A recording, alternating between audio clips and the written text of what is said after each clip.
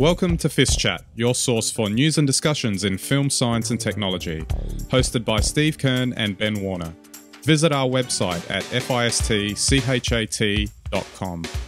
Hello everyone, and welcome to FiST Chat, the podcast where we discuss things related to film science and technology. My name's Ben Warner, and I'm joined once again for seemingly the final time, my good friend and colleague Steve Kern. For FiST Chat it is. Exactly right. How are we? I'm very well, thanks Ben, and great to be here after, is this 177 episodes prior to this one? That's right. So we're at episode 178, and technically speaking, this is going to be the last episode of FiST Chat. And just as a geek moment, there were also 178 episodes of Star Trek: The Next Generation. So wow. I'm not sure if we're up on that level, but what a great time to finish. At least we're matching them on something. So we haven't really got anything specific to talk about other than in terms of film science and technology, other than we're going to go through a bit about what has led to this and what we're going to be doing in the future. So we're not actually sort of stopping the production of the content that we want to produce, but we are going to change how we're going to do it and also the way it's sort of presented and maybe just do a lot of new things too, I think, which are exciting. And I think it's just a reflection of the changing nature of the internet, social media, and how content, I think, is sort of produced today. When we started it back in January 2011, which seems like a long time ago. So 3.5 years. It feels like we only just started this yesterday, really, to be honest. 3.5 years, and as we've pointed out along the way, technology changes very quickly. And probably, you know, if we look at the way FiST Chat unfolded over 3.5 years, it's time for a change because everything has changed. So we're going to, I don't know what you want to talk about next, Ben, but when we started off, for the first episode, I actually recorded my hosting on a camera and sent Ben the tape. And as you recall, the first time we did it actually didn't work at all. We had to actually do it again. That's right. Remember the following week? Because I remember we were meant to start on the first week of January and sort of get into that pattern, but we started on the second week because that didn't actually end up working. That's right. And I think it was something to do. I think it was just the logistics of it, because obviously we want to produce the highest quality content that we can. But there's also the logistics of it. So I remember thinking that if we both recorded on a high-quality video camera. See, now we're just staring at an iPhone right now, but back in the day we were actually had some decent-sized cameras that were recording us. And I figured with both two cameras on either end that would work. But there's a quick turnaround time for something like this, and waiting for tapes to go through the mail all of that. I mean, that's almost sounds ridiculous by comparison, and that's why I think sounds very old-fashioned. Yeah, exactly. But I think, like, if you look at those very, very first episodes, like the first 5 or 6, you'll just see how rough around the edges they were because. I had a laptop that couldn't record the screen, which meant, it sounds ridiculous, but I literally pointed a video camera at the screen to record Steve's feed off of Skype. It was much better looking back then. But, and that's why it kind of looked a little odd. But, you kind of work your way through those things, and obviously we get some better equipment, better technology, that sort of thing. And now, now it's sort of very streamlined. I'm sitting here just with a MacBook in front of me and in front of us. It's recording off an iPhone, and we can just sort of knock these things together. And this little beauty that came in probably halfway through the piece has definitely improved things. Absolutely. But that's more like on a technical level. There's also, I guess, the structural kind of thing that we're doing. So back when we started again, I think the notion was still that you punch something out once a week like a radio show. And it was topically based back then? Yeah. One video once a week at a regular time that people can just tune into. Today it doesn't work that way, and you can probably, I don't know, maybe speak to this as well too, Steve. Yeah. It's like it's content anytime, anywhere,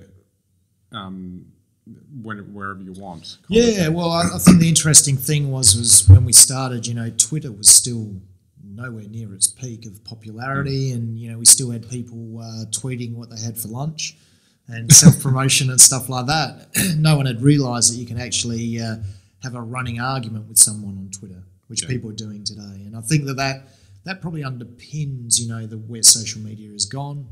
Facebook as well has changed a huge amount in the last 3.5 years.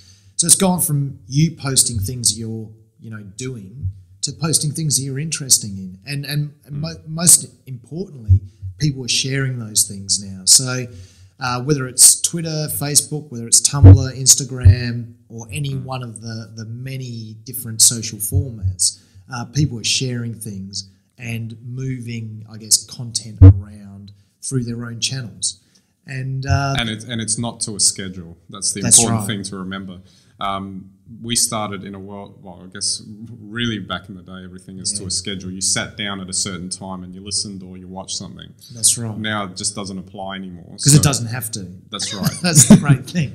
Well, it's there for good. YouTube as well, 3.5 years. How much has YouTube changed? Yeah. So there used to be size restrictions on YouTube and all sorts of restrictions. Now you can put up what you like and it's there. It's a proper, video archive or podcast archive and it's there and people can watch it anytime. So that's right.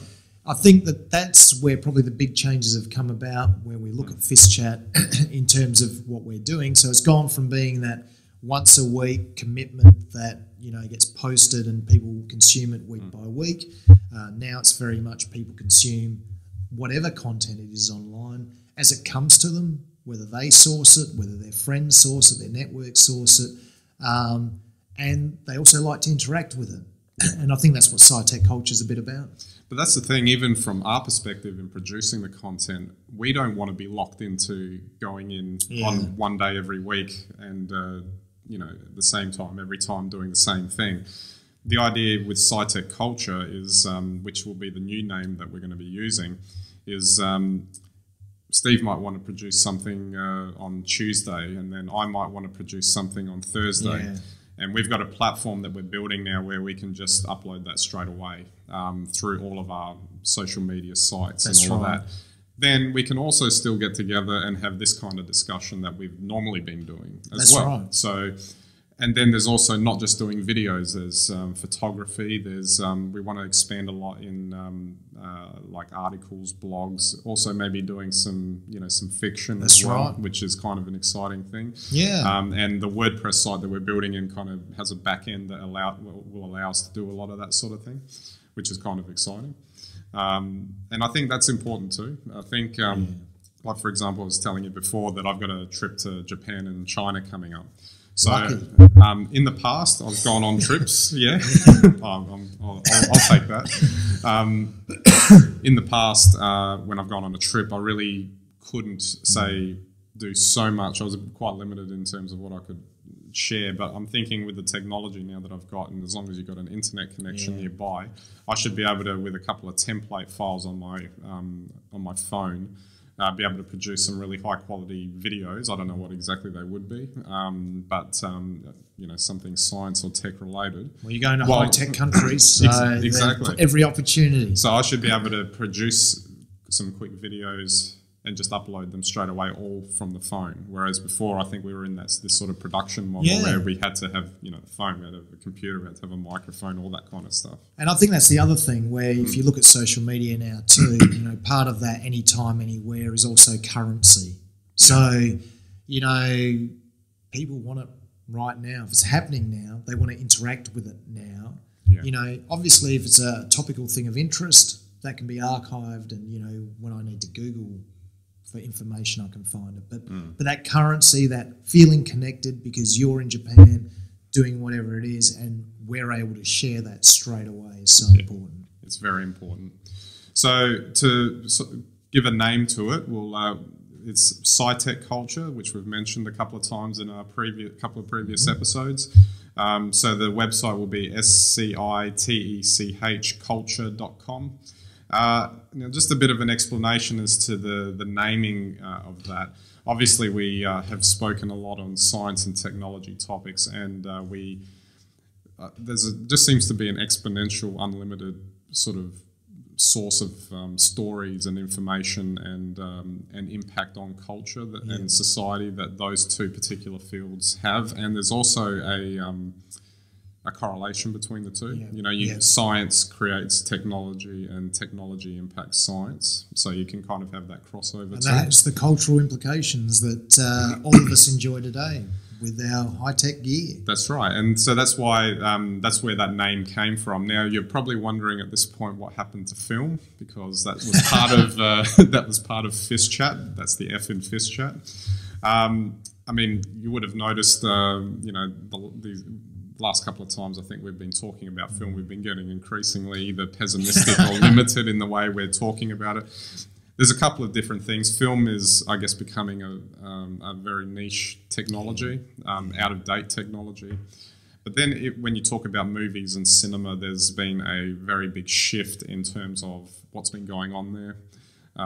It's not that there's anything wrong with that, to paraphrase. It's just, I think there's less to talk about.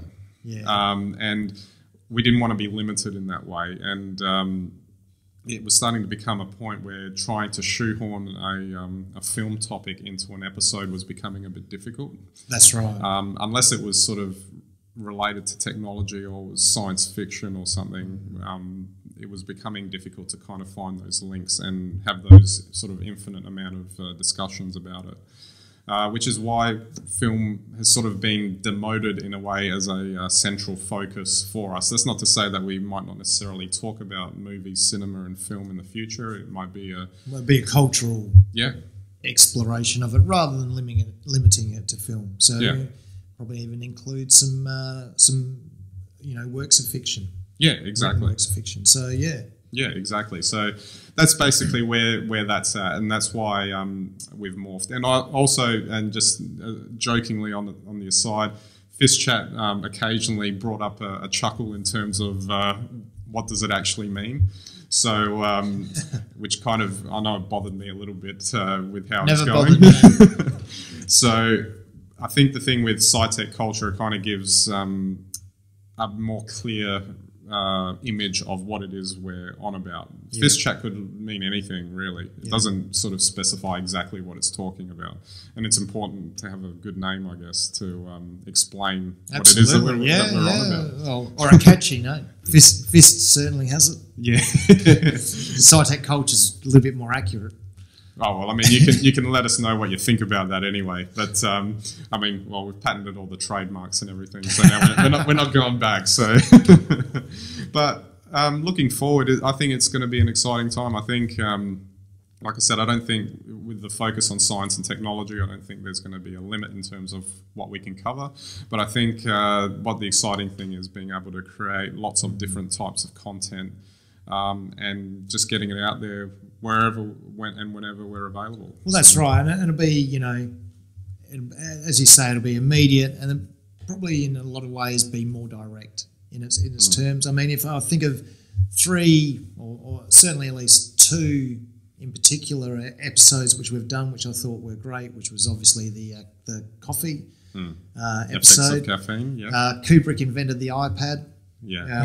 Was another beauty as well. And I think the other one that, well, actually it's probably more a collection, has usually been the ones anytime we've done a topic on food or nutrition, that always seems to get a lot of discussion going and people getting excited about it. So, I think the new platform will allow us to explore things more freely and bring probably wider content to the site.